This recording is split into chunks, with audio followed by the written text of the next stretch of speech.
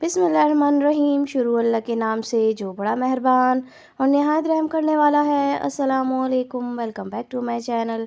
तो कैसे हैं आप सब? उम्मीद करती हूँ आप सब बिल्कुल ठीक होंगे और खुश होंगे।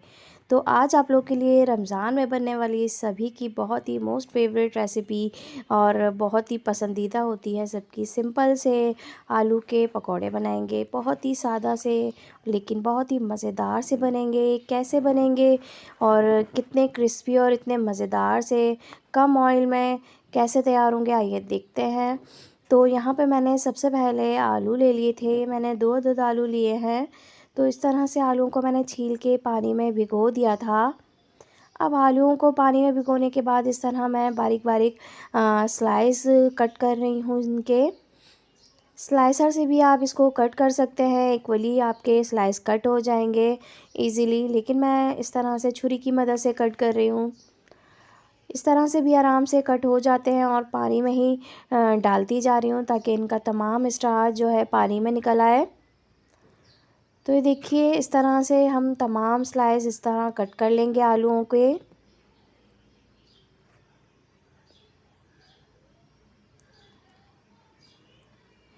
रमज़ान में बनने वाली ये बहुत ही सभी की फेवरेट पकौड़ों की रेसिपी होती है। तो ये देखिए, मैंने इनको पानी में भिगो दिया था। अब इनका पानी मैं अच्छे से छान लूँगी।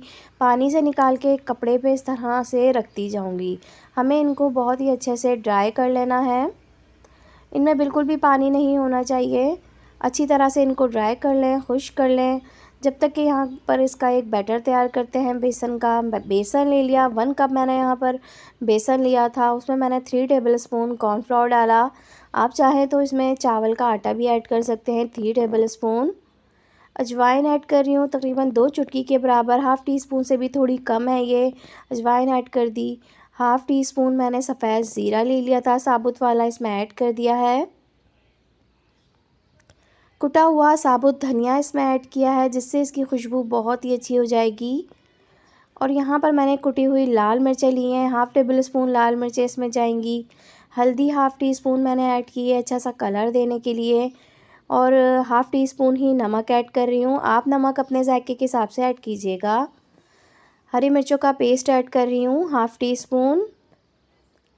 यहाँ पर जिंजर गार्लिक का paste half tea spoon add कर दूँगी, अच्छी सी खुशबू आएगी इससे भी।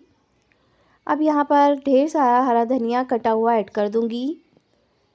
तो बस यहाँ पर मैंने हरा धनिया को बारीक कट करके इसमें ऐड कर दिया है। कम या ज़्यादा रख सकते हैं अब अपने जायके के हिसाब से। तो इन तमाम चीज़ों को अच्छा सा मिक्स करेंगे पहले तो। अब अच्छी तरह से मिक्स कर लिया और थोड़े थोड़े पानी से इसका एक अच्छा सा बैटर तैयार करेंगे। पतला नहीं होना चाहिए बैटर। तो ये देखिए, इसको अच्छी तरह से मैं थोड़ा थोड़ा पानी डाल के इस तरह से अच्छा सा इसको मिक्स करूँगी। बेसन को बहुत अच्छी तरह से हमें फेंटना है ताकि ये अच्छा सा बीट हो जाए। जितना अच्छा हम बेसन को अपने फेंटते हैं उतने ही अच्छे हमारे पकौड़े तैयार होते हैं। तो यहाँ पर ये देखिए, आलू तमाम इस तरह से ड्राई हो गए थे। इनका तमाम का पानी इस तरह से कपड़े में एब्जॉर्ब हो गया। अब इनको 1 बाय 1 इस तरह से इस बैटर में डाल के हम फ्राई करेंगे।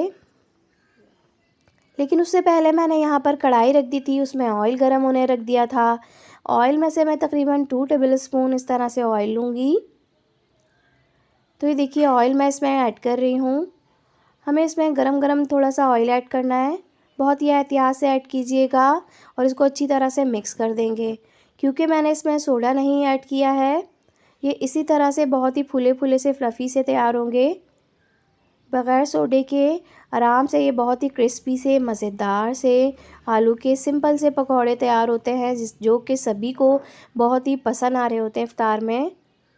तो बस अब इनको इस तरह से मैं 1 बाय 1 डिप करती जाऊंगी और फ्राई कर लूँगी। बहुत ईजी आसान सी रेसिपी है, झटपट से इफ्तार में बन जाती है। हर कोई बनाना पसंद करता है और हर कोई खाना भी पसंद करता है। फ्लेम यहाँ पर मैंने हाई नहीं रखा है, मीडियम फ्लेम पर मैं इनको फ्राई करूँगी। पहले तो मैंने अच्छा सा इनको गरम कर लिया था ऑयल को, और फिर उसके बाद फ्लेम मैंने मीडियम कर दिया ताकि ये आराम से अच्छे से आलू अंदर तक गल जाएं। अगर यहाँ पर फ्लेम तेज़ होगा तो ऊपर से डार्क हो जाएंगे और आलू अंदर से नहीं पक पाएंगे।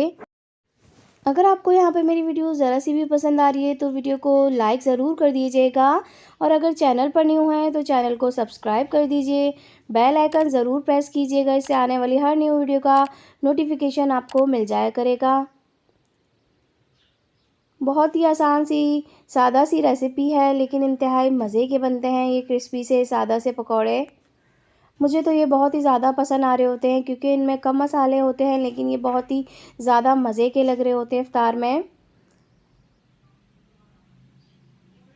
तो ये देखिए खुद ही से ये इतने ज़्यादा फूल रहे हैं। हमने इसमें कोई भी सोडा वग़ैरह नहीं ऐड किया है, बग़ैर सोडे के हमने इनको तैयार किया है। तो बस अब इन तमाम पकौड़ों को मैं वन बाय वन इसी तरह से फ्राई कर लूँगी और निकाल लूँगी।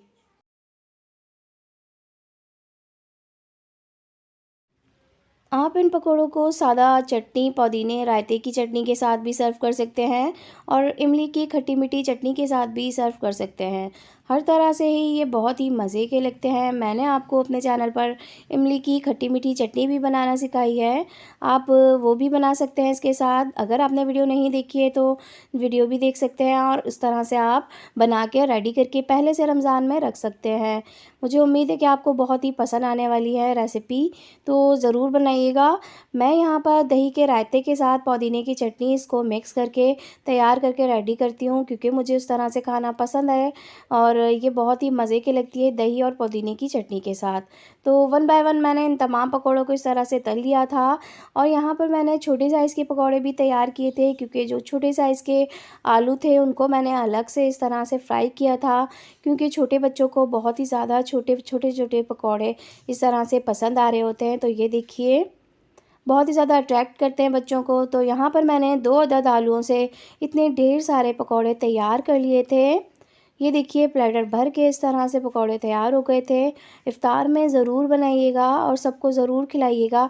ये सादा सी रेसिपी है, सभी को बहुत ही पसंद आती है। आपको मेरी रेसिपी कितनी पसंद आई तो मुझे फ़ीडबैक ज़रूर दीजिएगा, कमेंट्स में ज़रूर बताइएगा।